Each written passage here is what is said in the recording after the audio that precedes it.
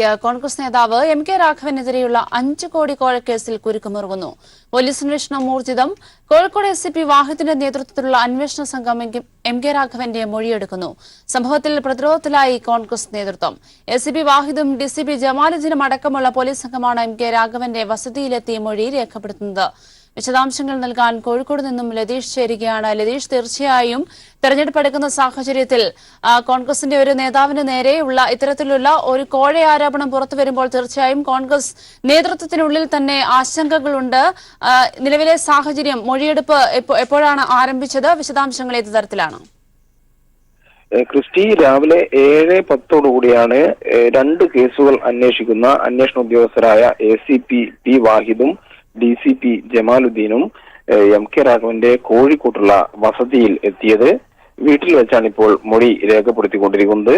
ഏകദേശം 1 മണിക്കൂർ ആവാനായി മൊഴി രേഖപ്പെടുത്താൻ വെച്ചിട്ട് എം.കെ. രാഘവന്റെ മൊഴി രേഖപ്പെടുത്താനായി അന്വേഷണ ഉദ്യോഗസ്ഥരായ വാഹിദും അതേപോലെ തന്നെ ജമാലുദ്ദീനും എത്തിയതിന് തൊട്ട് പിന്നാലെ ഡി.സി.സി. President T MK. രാഘവന്റെ വസതിയിൽ എത്തിയിട്ടുണ്ട്. നേരത്തെ ക്രിസ്റ്റി സൂചിപ്പിച്ചതുപോലെ തന്നെ സ്വകാര്യ ചാനലുമായി നടത്തിയ സംഭാഷണത്തിൽ അവർ പുറത്തുവിട്ട സ്റ്റിംഗ് ഓപ്പറേഷൻ വഴിയാണ് ഈ കോഴ ആരോപണം അല്ലെങ്കിൽ വിവാദം പുറത്താവുന്നത്.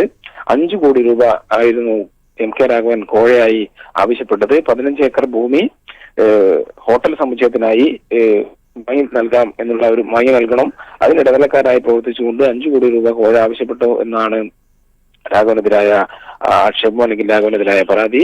രാഘവനെ തെരഞ്ഞെടുപ്പ് ചട്ടലംഘനവും കാണിച്ച് അദ്ദേഹത്തെ അയോഗ്യനാക്കണം എന്നാവശ്യപ്പെട്ടുകൊണ്ട് LDF തെരഞ്ഞെടുപ്പ് കമ്മീഷൻ നൽകിയ പരാതിയാണ് ഇപ്പോൾ എ.സി.പി. വാഹിദ് അന്വേഷിക്കുന്നത്. അതേസമയം എം.കെ. രാഘവൻ ഇത് സംബന്ധിച്ച് തന്നെ അപകീർത്തിപ്പെടുത്താനാണ് ഇത്തരത്തിലൊരു ആരോപണമെന്നും അല്ലെങ്കിൽ ഈ സ്റ്റിംഗ് ഓപ്പറേഷൻ നടത്തിയതെന്നും ഇതിൽ എഡിറ്റ് ചെയ്തിട്ടുണ്ടെന്നും CPIM കോഴിക്കോട് ജില്ലാ നേതൃത്വത്തിന്റെ ഗൂഢാലോചന ഇതിന് പിന്നിൽ ഉണ്ട് എന്നും കാണിച്ച് ഈ സംഭവങ്ങൾ അന്വേഷിക്കണമെന്നാവശ്യപ്പെട്ട് എം.കെ. രാഘവൻ ഒരു പരാതി പോലീസിന് നൽകിയിരുന്നു. ആ പരാതിയാണ് ഡി.സി.പി. ജമാലുദ്ദീൻ അന്വേഷിക്കുന്നത്. 2 അന്വേഷണത്തിലും എം.കെ. രാഘവനെ നോട്ടീസ് നൽകി അന്വേഷണ സംഘം വിളിച്ചു വരുത്താൻ ശ്രമിച്ചിരുന്നു. എന്നാൽ കഴിഞ്ഞ 2 ദിവസങ്ങളിലായി മൊഴി നൽകാനായി രാഘവൻ എത്താത്ത ഒരു സാഹചര്യം ഉണ്ടായിരുന്നു. ഇതേ തുടർന്ന് ഇന്നലെ വീണ്ടും അദ്ദേഹത്തിന് നോട്ടീസ് നൽകുകയും ആ സന്ദർഭത്തിൽ ഇന്ന് പ്രചരണത്തിന് ഇറങ്ങുന്നതിന് തൊട്ടു മുമ്പായി വീട്ടിലെത്തി മൊഴിയെടുക്കാം എന്നുള്ള ഒരു ധാരണയുടെ അടിസ്ഥാനത്തിലാണ് ഇന്നിപ്പോൾ അന്വേഷണ സംഘം കോഴിക്കോട്ടെ എം.കെ. രാഘവന്റെ വസതിയിലെത്തി വിശദമായ മൊഴി രേഖപ്പെടുത്തുന്നത്. ഇപ്പോൾ പ്രാഥമികമായ ഒരു മൊഴിയായിരിക്കും രേഖപ്പെടുത്തുക. ഈ CD-യുടെ അല്ലെങ്കിൽ ഈ സംപ്രേഷണം ചെയ്ത ചാനൽ സംപ്രേഷണം ചെയ്ത CD-യുടെ ആധികാരികതയും അതിന്റെ മറ്റു സാങ്കേതിക വിഷയങ്ങളുമെല്ലാം അന്വേഷണ സംഘത്തിനെ പരിശോധിക്കേണ്ടതുണ്ട്. ആദ്യമായി രാഘവൻ ഇതിൽ അദ്ദേഹത്തിന് എന്താണ് പറയാനുള്ളത് എന്ന് സംബന്ധിച്ച ഒരു പ്രാഥമികമായ അന്വേഷണത്തിന്റെ പ്രാഥമിക ഘട്ടത്തിലുള്ള ഒരു മൊഴിയെടുക്കലാണ് ഇന്നിപ്പോൾ കോഴിക്കോട്ട് പുരോഗമിച്ചുകൊണ്ടിരിക്കുന്നത്. ലതീഷ്, തീർച്ചയായും മൊഴിയെടുപ്പ് തുടരുന്ന സാഹചര്യം നമുക്കറിയാം. കഴിഞ്ഞ ദിവസങ്ങളിലൊക്കെയും ഈ ഒരു വിഷയത്തിൽ യാതൊരു തരത്തിലുള്ള പ്രതികരണത്തിനോ വ്യക്തമായ വിശദീകരണത്തിനോ ഒന്നും തുനിയാതെ മൊഴിയെടുപ്പിൽ നിന്ന് ഒഴിവാകുന്ന ഒരു സാഹചര്യം തന്നെയായിരുന്നു എം.കെ. രാഘവൻ അടക്കം സ്വീകരിച്ചത്. ഇപ്പോൾ കാര്യങ്ങൾ ഇതുവരെ എത്തിയ സാഹചര്യത്തിൽ ഇപ്പോൾ മൊഴിയെടുപ്പിലേക്ക് എം.കെ. രാഘവൻ തയ്യാറായ സാഹചര്യമുണ്ട് എങ്കിൽ പോലും പൂർണ്ണമായി സഹകരിക്കുന്നു എന്ന തരത്തിലുള്ള സാഹചര്യം നമുക്ക് മനസ്സിലാക്കാമോ? അതോ കൂടുതലും ഇത്തരത്തിലൊരു തെരഞ്ഞെടുപ്പ് പ്രചരണ വേളയിൽ കൂടുതൽ പ്രതിഷേധം ശക്തമാകുന്ന സാഹചര്യത്തിൽ പേരിന് വേണ്ടിയുള്ള ഒരു വിശദീകരണമെന്നാണോ നിലവിലെ ഒരു സാഹചര്യത്തെ മനസ്സിലാക്കേണ്ടത്? എം.കെ. രാഘവൻ തന്നെ നൽകിയ പരാതിയിലും അദ്ദേഹം മൊഴി നൽകാനായി അന്വേഷണ സംഘത്തിന് മുമ്പാകെ ഹാജരായിരുന്നില്ല. സംബന്ധിച്ച് മാധ്യമങ്ങളിലെല്ലാം വാർത്തയും വന്നിരുന്നു. എന്നാൽ ഇതിനോടൊന്നും കൃത്യമായി പ്രതികരിക്കാൻ എം.കെ. രാഘവൻ തയ്യാറായതുമില്ല. അതുകൊണ്ട് തന്നെ ഇത്തരത്തിൽ മൊഴി നൽകാത്തത് തിരിച്ചടിയാകുമെന്നുള്ള ഒരു കണക്കുകൂട്ടലിന്റെ കൂടി അടിസ്ഥാനത്തിലാണ് ഇന്ന് ഇത്തരത്തിൽ പ്രകടനത്തിനിറങ്ങുന്നതിന് മുമ്പ് തന്നെ മൊഴി നൽകാൻ തയ്യാറാണ് എന്ന് എം.കെ. രാഘവൻ പോലീസിനെ അറിയിച്ചതെന്നാണ് നമുക്ക് മനസ്സിലാക്കാൻ വേണ്ടി കഴിയുന്നത്. അതിന്റെ അടിസ്ഥാനത്തിലുള്ള ഒരു മൊഴിയെടുപ്പാണ് ഇപ്പോൾ പുരോഗമിക്കുന്നത്. വ്യക്തമാണ് ലതീഷ്. 5 കോടി രൂപ കോഴ ആവശ്യപ്പെട്ട കേസിൽ കുരുക്ക് മുറുകയാണ്. പോലീസ് അന്വേഷണം ഊർജിതമായി തന്നെ തുടരുന്നു. കോഴിക്കോട് എസ്.പി. വാഹിദിന്റെ നേതൃത്വത്തിലുള്ള അന്വേഷണ സംഘം എം.കെ. രാഘവന്റെ വീട്ടിലെത്തി മൊഴിയെടുക്കുകയാണ്. വിശദാംശങ്ങൾ നൽകിയത് ലതീഷാണ്. മറ്റൊരു വാർത്തയിലേക്ക്. PM നരേന്ദ്രമോദി എന്ന ചിത്രത്തിനെതിരായ ഹർജിയിൽ സുപ്രീംകോടതി ഇന്ന് വാദം കേൾക്കും. ചീഫ് ജസ്റ്റിസ് അധ്യക്ഷനായ 3-അംഗ ബെഞ്ചാണ് കേസ് പരിഗണിക്കുക. പ്രധാനമന്ത്രി നരേന്ദ്രമോദിയുടെ ജീവിതത്തിന്റെ അടിസ്ഥാനത്തിൽ തയ്യാറാക്കിയ ചിത്രമാണ് PM നരേന്ദ്രമോദി. ചിത്രത്തിന്റെ റിലീസ് തടയണമെന്നാവശ്യപ്പെട്ട് ഇന്ത്യൻ നാഷണൽ കോൺഗ്രസ് നേതാവ് ആമൻ പൻവനാണ് സുപ്രീംകോടതിയിൽ ഹർജി ഫയൽ ചെയ്തത്.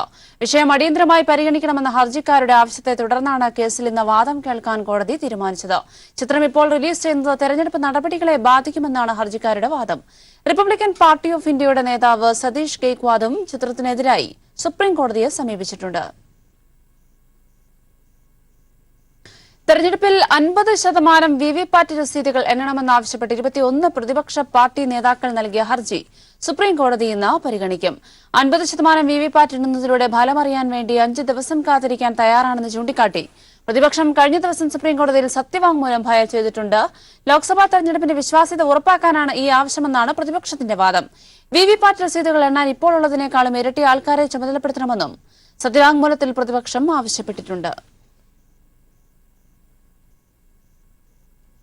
ഒന്നാംഘട്ട വോട്ടെടുപ്പിന്റെ പരസ്യ പ്രചരണം നാളെ അവസാനിക്കും. കേന്ദ്രഭരണ പ്രദേശമായ ലക്ഷദ്വീപ് അടക്കം 20 സംസ്ഥാനങ്ങളിൽ നിന്നായി 91 ലോക്സഭാ മണ്ഡലങ്ങളിലാണ് വ്യാഴാഴ്ച വോട്ടെടുപ്പ്.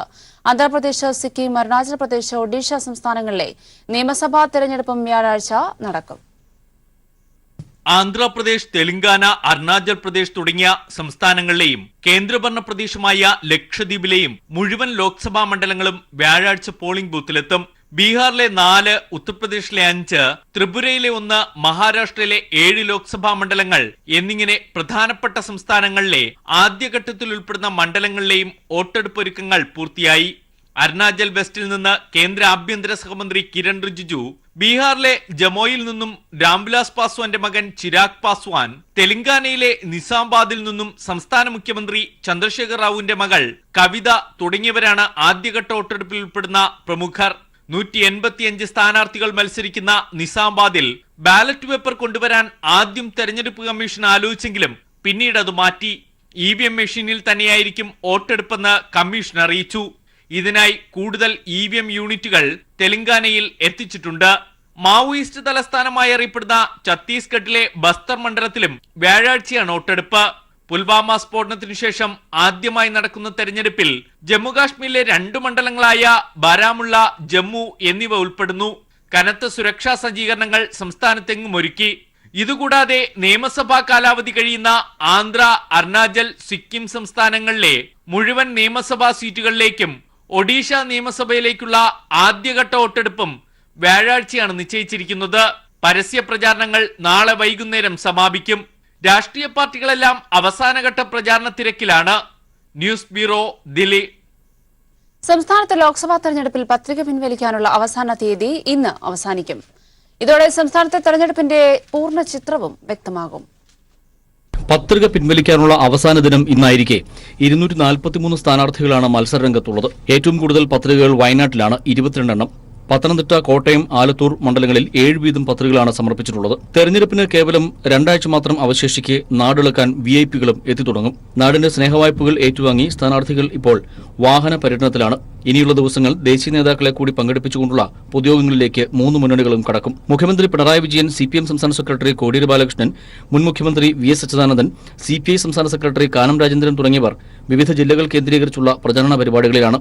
രാഹുൽ ഗാന്ധിയും AK ആന്റണിയും അടക്കമുള്ള നേതാക്കളും വരും ദിവസങ്ങളിൽ UDF-നായി കളത്തിലിറങ്ങും. പ്രധാനമന്ത്രി നരേന്ദ്രമോദി 18-ന് തലസ്ഥാന നഗരിയിൽ പ്രചരണ പരിപാടികളിൽ പങ്കെടുക്കും. News bureau, Thiruvananthapuram. പാർലമെന്റ് തെരഞ്ഞെടുപ്പിൽ സ്ഥാനാർത്ഥികളുടെ വിജയത്തിനായി ഇടതുപക്ഷ യുവജന സംഘടനകളുടെ നേതൃത്വത്തിൽ സംസ്ഥാനത്ത് 2 ലക്ഷം യുവജന സ്ക്വാഡുകൾ ഇന്നു മുതൽ സജീവമാകും. തിങ്കൾ, ചൊവ്വ, ബുധൻ തീയതികളിലാണ് ബൂത്ത് തലത്തിൽ യുവജന സംഘടനാ നേതാക്കൾ ഭവന സന്ദർശനം നടത്തുന്നത്. 12 മുതൽ കേന്ദ്ര സർക്കാരിന്റെ യുവജന വഞ്ചന തുറന്നു കാട്ടുന്ന പ്രചാരണ പ്രവർത്തനങ്ങൾ റെയിൽവേ സ്റ്റേഷനുകളിലും ബസ് സ്റ്റാൻഡുകളിലും കേന്ദ്രീകരിച്ച് സംഘടിപ്പിക്കും. ഇന്ന് നടക്കുന്ന ഭവന സന്ദർശനത്തിൽ ഡിവൈഎഫ്ഐ സംസ്ഥാന സെക്രട്ടറി A. റഹീം നെടുമങ്ങാടും, സംസ്ഥാന പ്രസിഡന്റ് S. സതീഷ് എറണാകുളത്തും, സംസ്ഥാന ട്രഷറർ SK സജീഷ് പേരാമ്പ്രയിലും സ്ക്വാഡ് നേതൃത്വം നൽകും. AIYF സംസ്ഥാന സെക്രട്ടറി മഹേഷ് കക്കത്ത് കൽപ്പറ്റയിലും, സംസ്ഥാന പ്രസിഡന്റ് R. സജിലാൽ, സംസ്ഥാന ജോയിന്റ് സെക്രട്ടറി KS അരുൺ എന്നിവർ തിരുവനന്തപുരത്തും യുവജന സ്ക്വാഡ് പ്രവർത്തനങ്ങൾക്ക് നേതൃത്വം നൽകും. മത്സരിക്കുന്നത് UDF സ്ഥാനാർത്ഥിയായെങ്കിലും പ്രേമചന്ദ്രൻ സംഖ്യകൾക്ക് പ്രിയങ്കരനെന്ന CPIM സംസ്ഥാന സെക്രട്ടറി കോടിയേരി ബാലകൃഷ്ണൻ. മത്സരിക്കുന്നത് UDF-ലാണെങ്കിലും BJP മനസ്സാണ് പ്രേമചന്ദ്രന്. തെരഞ്ഞെടുപ്പ് അഭ്യർത്ഥനയിൽ എവിടെയും മോദിവിരുദ്ധ പരാമർശങ്ങളില്ലെന്നും കോടിയേരി ചൂണ്ടിക്കാട്ടി. കൊല്ലം ചാത്തന്നൂരിലും അയത്തിലും നടന്ന തെരഞ്ഞെടുപ്പ് പ്രചരണ യോഗങ്ങളിലാണ് കൊല്ലത്തെ UDF സ്ഥാനാർത്ഥിയുടെ ഇരട്ട രാഷ്ട്രീയം പറഞ്ഞ് കോടിയേരി ബാലകൃഷ്ണൻ ജനങ്ങളെ അഭിസംബോധന ചെയ്തത്. RSSുമായി UDFന്റെ സ്ഥാനാർത്ഥി ഉണ്ടാക്കിയിട്ടുള്ള ബന്ധം എന്താണ്? സൗഹൃദ ബന്ധം വഴി ഉണ്ടാക്കിയിട്ടുള്ള ധാരണ ജയിച്ചാൽ പാർലമെന്റിൽ സന്നിധ ഘട്ടത്തിൽ BJPയെ സഹായിക്കാം. ഈ കഴിഞ്ഞ പാർലമെന്റ് സമ്മേളനത്തിൽ കോൺഗ്രസും BJPയും ഒത്തുകളിച്ചു. മുത്തലാഖ് ബിൽ അവതരിപ്പിച്ചപ്പോൾ കോൺഗ്രസുകാർ എതിർത്ത് വോട്ട് ചെയ്തില്ല, ഇടതുപക്ഷം എതിർത്ത് വോട്ട് ചെയ്തു. ഇതാണ് ഒത്തുകളി. കേന്ദ്രത്തിൽ മതേതര സർക്കാർ അധികാരത്തിൽ വരണമെങ്കിൽ ഇടതുപക്ഷത്തിന് കരുത്തുണ്ടാവണം. അതിന് ഇടത് MPമാർ ലോക്സഭയിൽ എത്തണമെന്നും ഉത്തരേന്ത്യയിൽ മൃദുഹിന്ദുത്വ സമീപനവും വയനാടിൽ മതേതരത്വവും അവകാശപ്പെടുന്നവരെ എങ്ങനെ വിശ്വസിക്കുമെന്നും കോടിയേരി ചോദിച്ചു. ഇന്നത്തെ കോൺഗ്രസാണ് നാളത്തെ BJP എന്ന വാദം കേരളത്തിലും നടപ്പിലായി തുടങ്ങിയെന്ന് കോടിയേരി ബാലകൃഷ്ണൻ ചൂണ്ടിക്കാട്ടി. ന്യൂസ് ബ്യൂറോ, കൊല്ലം. മോദിയെയും മൻമോഹൻ സിംഗിനെയും കടന്നാക്രമിച്ച മുൻ മുഖ്യമന്ത്രി VS അച്യുതാനന്ദൻ മോദി കള്ളക്കാർക്ക് കാവലാളാകുമ്പോൾ മൻമോഹൻ സിംഗ് ഇതിന് വഴി തെളിച്ചയാളാണെന്ന് VS തിരുവനന്തപുരത്ത് പറഞ്ഞു. തിരുവനന്തപുരം പേരൂർക്കടയിൽ LDF സ്ഥാനാർത്ഥി C ദിവാകരന്റെ തെരഞ്ഞെടുപ്പ് പരിപാടിയിൽ സംസാരിക്കുകയായിരുന്നു അദ്ദേഹം. കൊള്ളക്കാർക്ക് കാവൽ നിൽക്കുകയാണ് ചൌക്കിദാർ മോദിയെന്ന് VS അച്യുതാനന്ദൻ പരിഹസിച്ചു. ഉലകം ചുറ്റും വാലിബന് രാജ്യത്തെ കർഷക ആത്മഹത്യ കാണാൻ സമയമില്ലെന്നും അദ്ദേഹം കുറ്റപ്പെടുത്തി. അംബാനിമാർക്കും നീരവ് മോദിമാർക്കും കോടികൾ കൊയ്യാൻ വഴിയൊരുക്കിയതാണ് BJP സർക്കാരിന്റെ 5 വർഷത്തെ നേട്ടമെന്നും അദ്ദേഹം പറഞ്ഞു. 14,000 കോടി രൂപയുടെ സാമ്പത്തിക തട്ടിപ്പുകൾ നടത്തിയ വിജയമല്യ നീരവ് മോഡി എന്നു തുടങ്ങി 27 സാമ്പത്തിക കുറ്റവാളികൾ സുരക്ഷിതമായി ഇന്ത്യ വിടാൻ ആ മഹാൻ കാവൽ നിന്നിട്ടുണ്ട്. സംഘപരിവാർ ശക്തികളെ അധികാരത്തിൽ എത്തിച്ചത് മൻമോഹൻ സിംഗിന്റെ നേതൃത്വത്തിലുള്ള കോൺഗ്രസ് സർക്കാരാണെന്നും അഴിമതിയുടെ കുംഭമേളയായിരുന്നു 2ാം UPA സർക്കാരിന്റെ കാലത്തെന്നും അദ്ദേഹം പറഞ്ഞു. കൽക്കരി കുംഭകോണം, സ്പെക്ട്രം അഴിമതി, ആദർശ ഫ്ലാറ്റ് കുംഭകോണം, കോമൺവെൽത്ത് ഗെയിംസ് അഴിമതി എന്നിങ്ങനെ അഴിമതിയുടെ ഘോഷയാത്രയാണ് മൻമോഹൻ സിംഗ് സർക്കാരിന്റെ നേതൃത്വത്തിൽ നടന്നത്. സംഘപരിവാർ ശക്തികളെ അധികാരത്തിൽ എത്തിച്ചത് കോൺഗ്രസ് സർക്കാരിന്റെ അഴിമതിയും ദുഷിച്ച സാമ്പത്തിക നയങ്ങളുമായിരുന്നു എന്നർത്ഥം. News bureau, Thiruvananthapuram. വ്യവസായികളുടെ കുരുതിക്കളമാണ് രാഹുൽ ഗാന്ധിയുടെ അമേഠി. 500ഓളം ഇടത്തരം വൻ വ്യവസായശാലകളിൽ 380 വ്യവസായശാലകളും അടച്ചുപൂട്ടിക്കഴിഞ്ഞു. ബാക്കിയുള്ളവ പലതും അടച്ചുപൂട്ടൽ ഭീഷണിയിലും. കഴിഞ്ഞ 15 വർഷത്തിനിടെ ഒരു തവണ പോലും പ്രധാന വ്യവസായ മേഖലയായ ജഗദീഷ്പൂരിൽ രാഹുൽ ഗാന്ധി സന്ദർശനം നടത്താൻ പോലും മനസ്സ് കാട്ടിയില്ല. ലക്നൌ വാരണാസി ദേശീയപാതയുടെ ഇരുവശങ്ങളിലുമായി പരന്നുകിടക്കുകയാണ് ജഗദീഷ്പൂർ. അമേഠിയുടെ വ്യാവസായിക തലസ്ഥാനമെന്നാണ് ജഗദീഷ്പൂർ അറിയപ്പെടുന്നത്. എന്നാൽ ഇന്ന് ജഗദീഷ്പൂരിന്റെ പ്രതാപം അസ്തമിച്ചു. രാജീവ് ഗാന്ധിയുടെ കാലത്ത് നിന്ന് അമേഠിയുടെ കടിഞ്ഞാൺ രാഹുലിന്റെ കയ്യിലെത്തിയത് തൊട്ട് വ്യവസായ കേന്ദ്രങ്ങളിലെ സൈറൺ മുഴക്കം നിലച്ചു തുടങ്ങി. 2.5 പതിറ്റാണ്ട് മുൻപ് വരെ 500ഓളം വ്യവസായശാലകൾ ഉണ്ടായിരുന്നു അമേഠിയിൽ. ഇതിൽ 380 എണ്ണവും ഇന്ന് അടച്ചുപൂട്ടിക്കഴിഞ്ഞു. अराउंड 500 इंडस्ट्रीज रजिस्टर्ड थी यहाँ पे. आज हम देखें तो 80% इंडस्ट्रीज क्लोज हैं. വർഷങ്ങൾക്ക് മുൻപാണ് സ്വകാര്യ മേഖലയിലെ മാൾവിക സ്റ്റീൽ ഫാക്ടറി സെയിൽ ഏറ്റെടുത്തത്. അമേഠിയിലെ പ്രധാന പൊതുമേഖലാ സ്ഥാപനമായ മാൾവികയിൽ ഇപ്പോൾ ഉൽപാദനം നിലച്ചു കഴിഞ്ഞു. സമീപത്ത് പ്രവർത്തിക്കുന്ന ബെല്ലും മോശം സ്ഥിതിയിലാണ്. Usha rectifier, Hindustan paper mill, യൂണിച്ചർ ടെക്സ്റ്റൈൽസ്, ഗോണ്ടി സിമെന്റ്സ് ഇങ്ങനെ നീളുന്നു വിവിധ കാലയളവിൽ പൂട്ടിപ്പോയ സംരംഭങ്ങളുടെ എണ്ണം. എന്നിട്ടും 15 വർഷത്തിനിടയിൽ ഒരിക്കൽ പോലും ഈ ദുരവസ്ഥ നേരിട്ട് കാണാനോ പരിഹരിക്കാനോ രാഹുൽ ഗാന്ധി ജഗദീഷ്പൂരിൽ എത്തിയില്ലെന്നതാണ് അത്ഭുതം. जैसा मैं देख रहा हूँ कि लास्ट 15 ईयर से राहुल गांधी आते तो हैं, एवरी ईयर एवरी 6 मंथ पे भी आते हैं, लेकिन जो यहाँ नेशनल हाईवे है उस नेशनल हाईवे से वो निकल जाते हैं. कभी उन्होंने इस एरिया में एंट्री ही नहीं किया.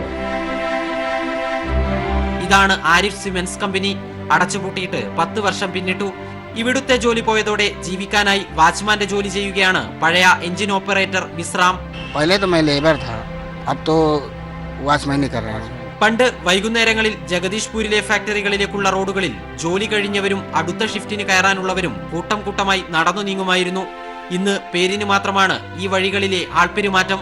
നോട്ട് നിരോധനത്തിനും GSTക്കും മുൻപ് തന്നെ ജഗദീഷ്പൂരിലെ വ്യവസായങ്ങൾ റിവേഴ്സ് ഗിയറിൽ ഓടിത്തുടങ്ങിയിരുന്നു.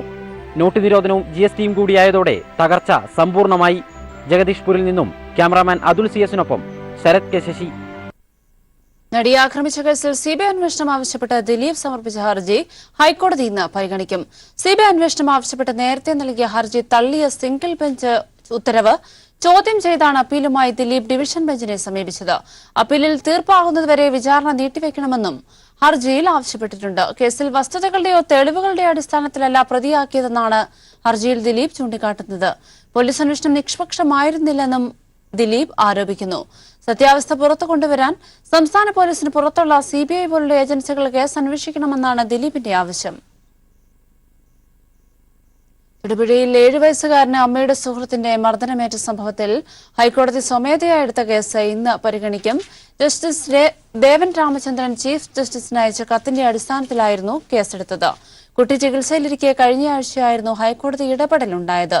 എന്നാൽ പിന്നീട് കുട്ടി മരിച്ചു. സംഭവത്തിൽ പോലീസ് സ്വീകരിച്ച നടപടികളും സർക്കാർ ഇന്ന് കോടതിയെ അറിയിക്കും.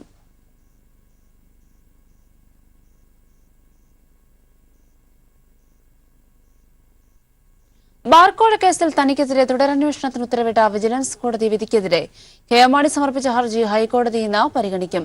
KM മാണിയെ പ്രോസിക്യൂട്ട് ചെയ്യുന്നതിന് സർക്കാരിന്റെ മുൻകൂർ അനുമതി ആവശ്യമാണോ എന്ന വിഷയത്തിൽ കഴിഞ്ഞ ദിവസം പ്രാഥമിക വാദം നടന്നിരുന്നു. മുൻകൂർ അനുമതി ആവശ്യമില്ലെന്നാണ് വിജിലൻസ് ഹൈക്കോടതിയിൽ സമർപ്പിച്ചിരിക്കുന്ന സത്യവാങ്മൂലത്തിൽ ചൂണ്ടിക്കാട്ടിയിരിക്കുന്നത്. മുൻകൂർ അനുമതിയോടെ തുടരന്വേഷണം വേണമെന്നായിരുന്നു വിചാരണ കോടതി ഉത്തരവ്. തുടരന്വേഷണം ആവശ്യമെന്ന് ചൂണ്ടിക്കാട്ടി VS അച്യുതാനന്ദനും ബിജു രമേശും സമർപ്പിച്ച ഹർജികളും കോടതിയുടെ പരിഗണനയിലുണ്ട്.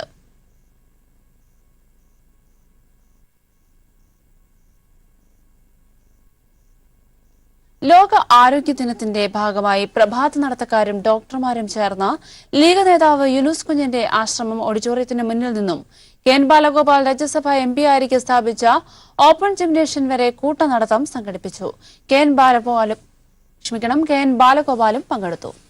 ഒളിമ്പ്യൻ അനിൽകുമാർ പ്രായം കുറഞ്ഞ ഫിഡെ മാസ്റ്റർ ജൂബിൻ ജിമ്മിക്ക് പതാക കൈമാറി ഉദ്ഘാടനം ചെയ്തു. IMA ജില്ലാ president doctor Biju B Nelson ആരോഗ്യ സന്ദേശം നൽകി.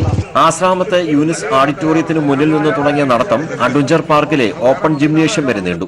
രാജ്യസഭാ MP ആയിരുന്നപ്പോൾ താൻ മുൻകൈയെടുത്ത് സ്ഥാപിച്ച ഓപ്പൺ ജിമ്മിലെ ഉപകരണങ്ങളിൽ ബാലഗോപാലിന്റെ പരിശ്രമം കണ്ടുനിന്നവരിൽ കൗതുകമുണർത്തി.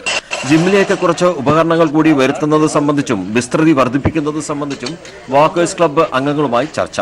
സെൽഫി എടുക്കാൻ താൽപര്യം പ്രകടിപ്പിച്ചുവന്ന എല്ലാവരെയും തൃപ്തിപ്പെടുത്തിയ ശേഷമായിരുന്നു സ്ഥാനാർത്ഥിയുടെ മടക്കം. ന്യൂസ് ബ്യൂറോ, കൊല്ലം. ആതുര സേവന രംഗത്ത് ശ്രദ്ധേയമായ പ്രകടനം കാഴ്ചവെച്ച IRPC മോഡൽ കോഴിക്കോട് നടപ്പാക്കുകയാണ് ഒരു കൂട്ടം യുവാക്കൾ. വടകര ലോക്സഭാ മണ്ഡലം LDF സ്ഥാനാർത്ഥി P. ജയരാജന്റെ പ്രചരണാർത്ഥമാണ് ഇടതുപക്ഷ യുവജന സംഘടന യൂത്ത് ബ്രിഗേഡിന്റെ നേതൃത്വത്തിൽ ആശുപത്രികൾ കേന്ദ്രീകരിച്ചുള്ള സേവന പ്രവർത്തനം നടത്തുന്നത്. രാഷ്ട്രീയത്തിനൊപ്പം തന്നെ ആതുര സേവന രംഗത്ത് കൂടി ശ്രദ്ധേയമായ പേരാണ് P. ജയരാജന്റേത്. പാലിയേറ്റീവ് പരിചരണ രംഗത്ത് IRPC കണ്ണൂർ ജില്ലയിൽ നടത്തിവരുന്ന പ്രവർത്തനങ്ങൾ വടകര മണ്ഡലത്തിൽ കൂടി വ്യാപിപ്പിക്കുകയാണ് ഒരു കൂട്ടം ചെറുപ്പക്കാർ. അതിന്റെ ഭാഗമായി തെരഞ്ഞെടുപ്പ് പ്രചാരണത്തിന്റെ തിരക്കിനിടയിലും ആശുപത്രിയിലെത്തി സേവന പ്രവർത്തനങ്ങൾ നടത്തുകയാണ് ഇവർ. വടകര മണ്ഡലം കേന്ദ്രീകരിച്ച് രൂപീകരിച്ച യൂത്ത് ബ്രിഗേഡിന്റെ നേതൃത്വത്തിലാണ് പ്രവർത്തനം. IRPCയുടെ മാതൃക, കണ്ണൂരിന്റെ IRPCയുടെ മാതൃക ഈ വടകര മണ്ഡലത്തിലാകെ വ്യാപിപ്പിക്കുന്ന രൂപത്തിലേക്കുള്ള പ്രവർത്തനങ്ങൾ സംഘടിപ്പിക്കാൻ വേണ്ടിയാണ് വടകരയിലെ യുവജന സംഘടനകൾ തീരുമാനിച്ചത്. അതിൻ്റെ ഒരു തുടക്കമാണിത്. ഇപ്പോൾ ഇവിടെ ഈ രക്തം ദാനം ചെയ്യുന്നത് പേരാമ്പ്ര മണ്ഡലത്തിലെ യൂത്ത് ബ്രിഗേഡ് നേതൃത്വത്തിലാണ്. അവിടെയുള്ള യുവജന സംഘടനകൾ, ഇടതുപക്ഷ യുവജന സംഘടന എല്ലാവരും സംയുക്തമായി കൊണ്ടാണ് ഈ പ്രവർത്തനം ഏറ്റെടുക്കുന്നത്. രക്തദാനം, ആശുപത്രി ശുചീകരണം, കിടപ്പിലായ രോഗികളെ പരിചരിക്കുക തുടങ്ങി നിരവധി പ്രവർത്തനങ്ങളാണ് ഇവർ നടത്തുന്നത്. ഒരു ദിവസം 30 പേരാണ് മെഡിക്കൽ കോളേജിലെത്തി രക്തം ദാനം ചെയ്തത്. തെരഞ്ഞെടുപ്പ് പ്രചാരണത്തിന്റെ പേരിൽ സമൂഹത്തിന് നന്മ പകരുന്ന പ്രവർത്തനം കാഴ്ചവെച്ച് മാതൃകയാവുകയാണ് ഇവർ. വിവിധ ആശുപത്രികളിലെത്തി സേവന പ്രവർത്തനം നടത്തുകയാണ് ഒരു കൂട്ടം യുവാക്കൾ. കണ്ണൂരിനെ സ്വാന്തന പരിചരണ സൗഹൃദ ജില്ലയാക്കി മാറ്റിയ P. ജയരാജൻ മാതൃക വടകര മണ്ഡലത്തിലൂടെ വ്യാപിപ്പിക്കാനാണ് ഇവർ ശ്രമിക്കുന്നത്. ക്യാമറാമാൻ ഇക്ബാൽ വട്ടംകുളത്തിനൊപ്പം മേഘമാധവൻ, കോഴിക്കോട്.